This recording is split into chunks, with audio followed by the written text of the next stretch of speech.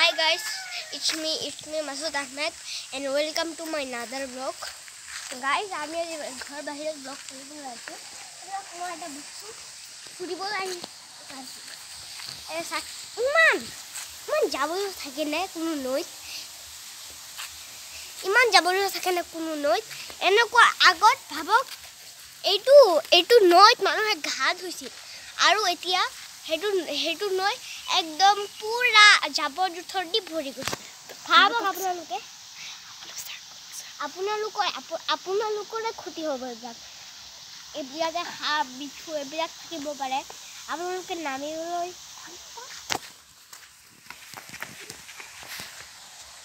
গাই চাব পাৰি আছে এইটো এটা বান্দৰ আছে